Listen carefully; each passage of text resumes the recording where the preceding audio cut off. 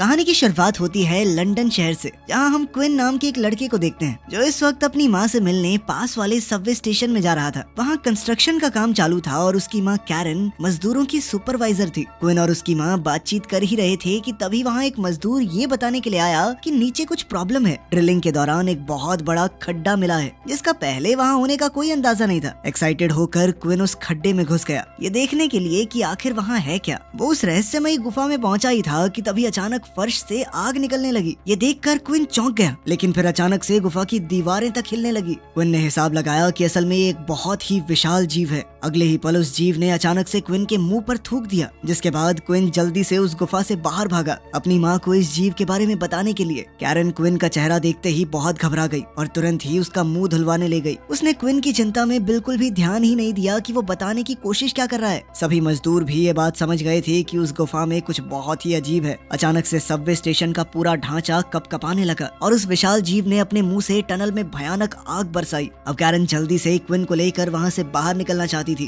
Quinn अभी भी यही बताना चाह रहा था कि उसने गुफा में एक अजीब सा विशालकाय जीव देखा और जल्द ही इसका सबूत उनकी आंखों के सामने आ गया, एक बहुत बड़े ड्रैगन के रूप में जो एलिवेटर के ढांचे को जोर जोर से हिलाने लगा। इससे कैरन के सर में एक बहुत गहरी चोट आई और उसकी मौके पर ही मौत हो गई। ये बहुत सारे ड्रैगन्स में से एक था जो उस रहस्यमयी गुफा से निकले और जल्द ही उन्होंने पूरे प्लेनेट पर कब्जा कर लिया। लगभग 18 साल बाद अब इंसान धरती से खत्म होने की कगार पर आ गए हैं और खाने की कमी से ड्रैगन्स भी भूखे मर रहे थे। अब हम एक जवान क्विन को स्कॉटलैंड के बॉर्डर पर एक उजड़े हुए कैसल में कुछ लोगों के साथ देखते हैं। ये सब लोग क्विन को अपना लीडर मानते हैं और उसकी काफी इज्जत भी करते हैं, लेकिन इस ड्रैगन से भरे समय में जीना बहुत ही मुश्किल है और अब खाने की कमी लोगों को बगावत करने पर मजबूर कर रही थी। तभी कैसल में रहने वाले एक आदमी ने कुछ लोगों का झुंड बनाया ताकि वो लोग अपनी उगाई हुई फसल को तोड़ सकें, क्योंकि खाने की बहुत ज्यादा कमी चल रही थी। इस बात का पता चलते ही क्विन ने उसे रोका और कहा कि फसल पूरी तरह तैयार नहीं है, अभी थोड़ा वक्त और दे दो वरना आने वाले समय में खाना और कम पड़ जाएगा। एडी नाम का वो आदमी बहस करते हुए बोला कि अगर आज खाना नहीं खाएंगे तो फ्यूचर रहेगा ही नहीं। और कैसा फ्यूचर? जिन बचे हुए ग्रुप से हमारी बातचीत चल रही थी 2 दिन पहले वो भी बंद हो गई, शायद ड्रैगन्स ने मार दिया होगा उनको।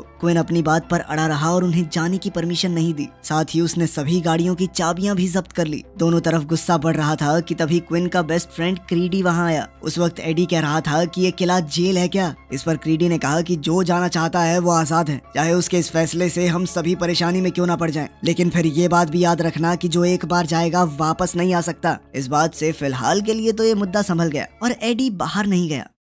इसके बाद हम क्विन और क्रीडी को किले के बच्चों का थोड़ा दिल बहलाने के लिए एक नाटक करते हुए देखते हैं। सोने से पहले क्विन सभी बच्चों से एक प्रार्थना करवाता है। इसमें किसी भगवान का नाम नहीं था, बल्कि कुछ सवाल जवाब थे कि ड्रैगन्स दिखने पर क्या किया जाए और क्या नहीं। उधर आधी रात को एडी ने गाड़ियों की चाबियां चुराई और अपने दोस्त माइकल को जगाया। साथ ही उसकी पत्नी को कहा कि किसी से कुछ मत कहना। जल्द ही कुछ और लोग भी इनके साथ मिल गए और फिर सभी गाड़ी चुरा कर चुपचाप गेट से निकले। कुछ ही देर में क्विन हवा की आवाज से जाग गया और उसने देखा कि एक छोटा बच्चा लियम हॉल के रास्ते में डरा सहमा बैठा है। उस बच्चे ने क्विन से पूछा कि क्या ये आवाज ड्रैगन की है, जिस पर क्विन ने उसे शांत करते हुए कहा कि ये सिर्फ हवा की आवाज है। क्विन ने लियम को अपने कमरे में रोक दिया जब तक उसका डर गायब ना हो जाए। वहीं बार्लो पक्षियों के शोर से घबरा कर नींद से उठा। उधर एडी और उसके दोस्त टमाटर तोड़ना और खाना शुरू कर चुके थे। तभी बार्लो को आसमान में कुछ अजीबोगरीब दिखाई दिया। उसने अलार्म बजाया ताकि सभी लोग जाग कर चौकन्ने हो जाएं। अलार्म की आवाज से घबराई हुई माइकल की पत्नी ने क्विन को सारा सच बताने का फैसला किया। खेतों में ड्रैगन को आग उगलते लोगों को मारता देख एडी बहुत घबरा गया और अपने परिवार को बचाने के लिए भागा। जल्द ही उसकी पत्नी रेचल उसे मिली, लेकिन अफसोस इस सब में उसका बेटा नहीं बच पाया। एडी ने देखा कि माइकल का मुंह जल चुका था। वहाँ से बच निकलने की कोशिश में उनके एक साथी मैट की भी मौत हो गई। वो ड्रैगन के दोबारा हमला करने पे बहुत ज्यादा घबराए हुए थे और ड्रैगन ने हर तरफ आग और दहशत का माहौल फैला दिया। एडी का परिवार खेतों के बीचों बीच हर तरफ आग से घिरा खड़ा था। तभी किस्मत से क्विन और क्रीडी एडी की मदद ना करने का अपना इरादा बदल कर उन्हें बचाने वहाँ आ गए। डोवॉन को गाड़ी में लगा ऑटोमेटिक हथियार चलाने की जिम्मेदारी दी गई और जब ड्रैगन ने उनका रास्ता रोकते हुए आग बरसाई तो बेचारा डोवॉन अपनी जान से हाथ धो बैठा। कासल में वापस पहुंचने पर क्विन ने फैसला किया कि वो एडी से नहीं लड़ेगा, क्योंकि उसने अभी अभी अपने बेटे को खोया था। लेकिन हालात अब पहले से बहुत बदतर हो चुके थे क्योंकि इस घटना से सारी फसल बर्बाद हो गई थी। अगले दिन कासल में एक अजय नाम के आदमी को रेडियो में कुछ आवाजें सुनाई दी और उसने बार्लो को आगाह किया।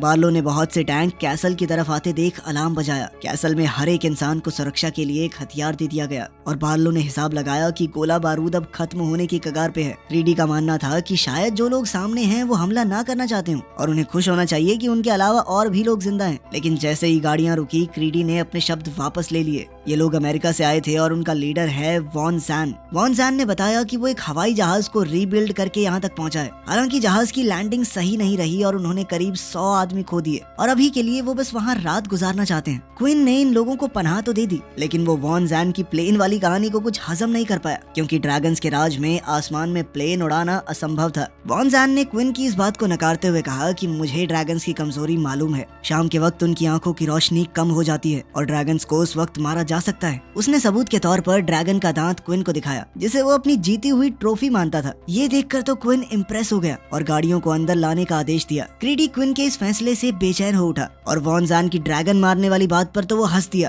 क्योंकि आखिरी बार एक ड्रैगन मारने की खबर 18 साल पहले आई थी और वो भी आर्मी के हाथों, जब आर्मी वाले हुआ करते थे तब। लेकिन क्रीडी का मुंह तब बंद हुआ जब वॉन जैन का हेलीकॉप्टर हवा को चीरते हुए वहाँ पहुंचा। वॉन जैन ने उनका परिचय एक महिला पायलट से करवाया जिसका नाम है एलेक्स। एलेक्स अपने साथियों को आर्कएंजल्स बुलाती है क्योंकि वो बिना पैराशूट के हेलीकॉप्टर से छलांग लगाते हैं ड्रैगन्स का ध्यान खींचने के लिए। उनकी ये बातें अभी भी क्रीडी को बचकानी लग रही थी और वो ड्रैगन को जाले में फंसाने वाली बात पर तो हंसी दिया, लेकिन एलेक्स को उसकी हरकत पसंद नहीं आई। क्विन ने क्रीडी को बताया कि उन्हें थोड़ा चौकन्ना रहना होगा क्योंकि इन नए लोगों पर अभी उसे पूरी तरह भरोसा नहीं है।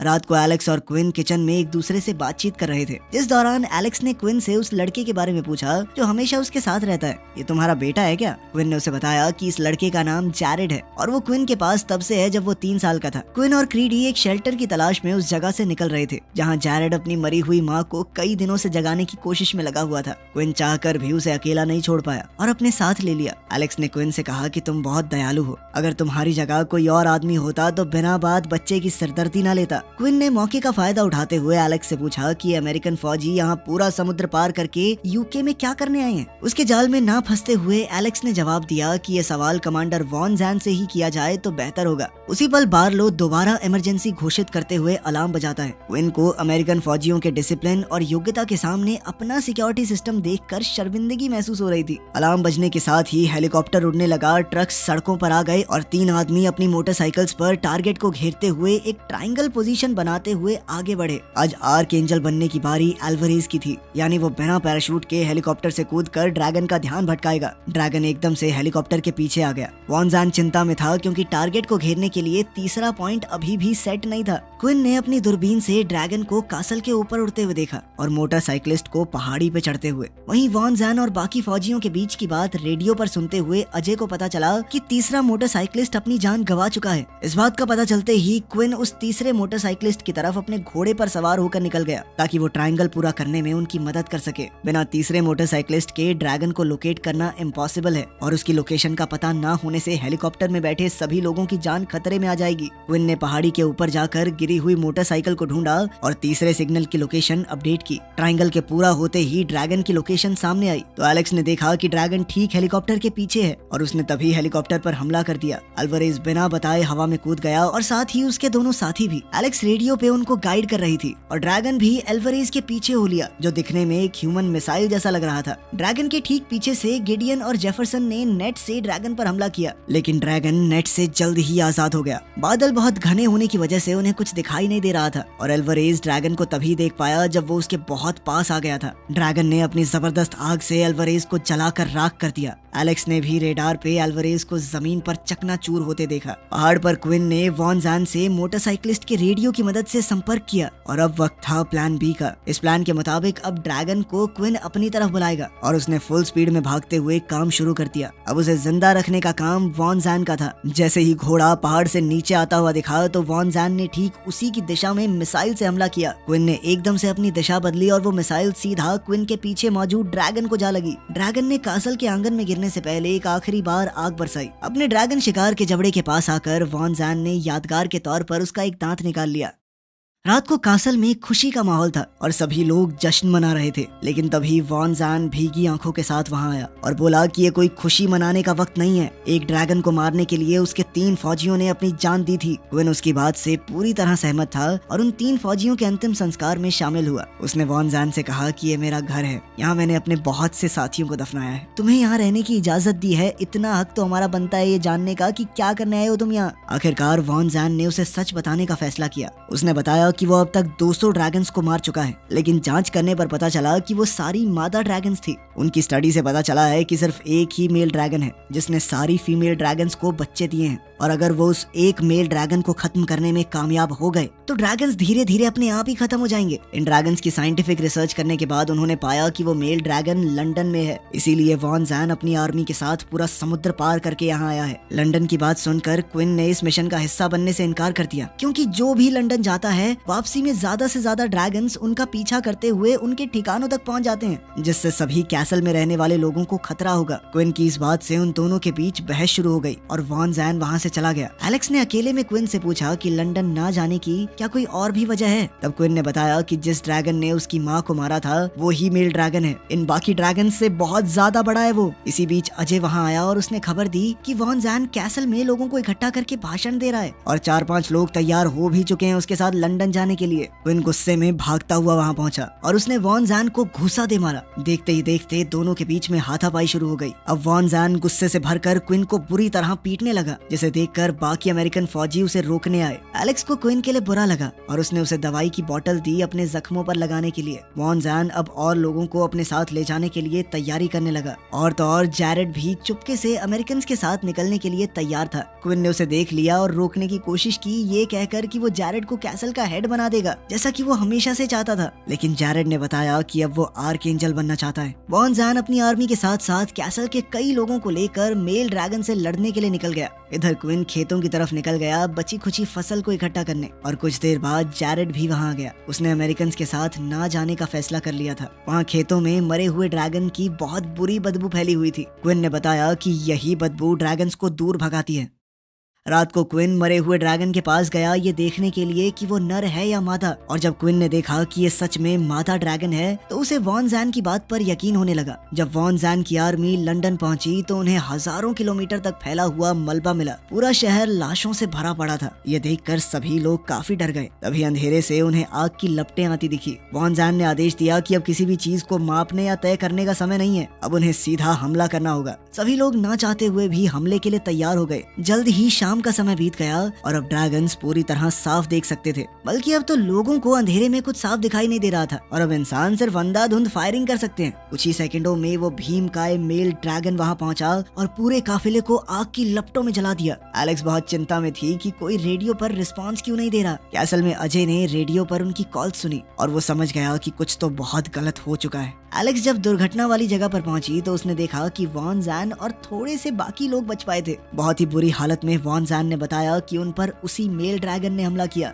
और वो इतना बड़ा था कि एक ही बारी में सभी को जलाकर रख दिया। उसको दोबारा आने की जरूरत नहीं पड़ी। वॉन जैन को अब क्विन की बात याद आई और वो समझ गया कि अब कासल खतरे में है। क्विन अभी किले से बाहर ही था कि तभी मेल ड्रैगन ने वहां पहुंचकर चारों ओर तबाही मचानी शुरू कर दी। सभी लोग इधर उधर भागने लगे और जब तक क्विन किले के अंदर पहुंचा पूरा कासल आग की लपटों में था। उसने देखा कि ड्रैगन कासल के बिल्कुल ऊपर है। क्विन ने ड्रैगन के वहां से जाने तक का इंतजार किया और फिर वो पागलों की तरह अपने लोगों को आवाज लगाकर ढूंढने लगा। जैरेड ने वहां आकर फायर एक्सटिंग्विशर से आग को शांत करने की कोशिश की। जल्द ही क्रीडी भी उन्हें मिल गया। उन्होंने मिलकर बच्चों को बेसमेंट में ले जाना शुरू किया। बेसमेंट पहुंचकर क्विन बाकी लोगों को लाने के लिए वापस जाने लगा, लेकिन उसकी जगह क्रीडी ने ऊपर जाने का फैसला किया। तभी अचानक ड्रैगन ने फिर से हमला किया और दोनों दोस्तों को एक आखिरी बार अलविदा कहने का वक्त तक नहीं मिला। क्रीडी ने अपनी जान देखकर बाकी सबको बचा लिया। बेसमेंट का दरवाजा धन से बंद हुआ। क्विन अब बहुत हताश हो चुका था। वो वापस ऊपर जाकर अपने दोस्त को किसी तरह बचाना चाहता था, लेकिन अंदर ही अंदर वो जानता था कि अब कुछ नहीं किया जा सकता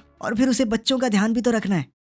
कुछ घंटों बाद एलेक्स और वॉन जैन वहाँ आए और सबको बेसमेंट से बाहर निकाला। वॉन जैन ने ये बात मानी कि क्विन सही था और वॉन जैन की वजह से वहाँ भी लोग मरे और यहाँ भी। लेकिन इसका मतलब ये नहीं था कि वॉन जैन ने हार मान ली। लेकिन वॉन जैन ये सुनकर चौकन्ना रह गया कि अब क्विन लड़ना चाहता था। अब क्विन ने ठान लिया था कि एक बार इस शैतान से आर पार की लड़ाई करना जरूरी है। कब तक वो इस तरह डर डर के जीते रहेंगे। जैरेड को कैसल का इंचार्ज बनाकर उसने वॉन जैन और एलेक्स को अपना प्लान बताया। वो तीनों शाम के समय हेलीकॉप्टर में नदी के साथ साथ उड़ते हुए लंदन के बीचों बीच पहुंच गए। शहर पूरी तरह तहस नहस हो चुका था और यहाँ अब ड्रैगन का राज था। एलेक्स का मानना था कि आगे बढ़ने का मतलब अपनी जान से हाथ धोना है, लेकिन क्विन ने बताया कि वो लंदन में ही पला बड़ा है और यहाँ के अंडरग्राउंड रास्तों को बहुत अच्छे से जानता है। इससे उन तीनों को आगे बढ़ने में काफी आसानी होगी। तभी अचानक बहुत सारे ड्रैगन्स हवा में बौखलाए हुए से उड़ने लगे। तीनों को कुछ समझ नहीं आया क्योंकि ड्रैगन्स ने उन्हें नहीं देखा था और ना ही उनके ऊपर अटैक कर रहे थे। तभी आसमान में मेल ड्रैगन आया और उसने एक मादा को अपना खाना बना लिया। मेल ड्रैगन अब इतना ज्यादा भूखा हो चुका था कि उसने अपनी प्रजाति को ही खाना बनाना शुरू कर दिया था। ये देखकर सभी मादा ड्रैगन्स दूर भाग गई, जिससे उन तीनों को आगे बढ़ने का अच्छा मौका मिल गया। वो शहर की टनल्स से होते हुए उसी सबवे स्टेशन में पहुंचे जहां क्विन की मां कैरन की मौत हुई थी।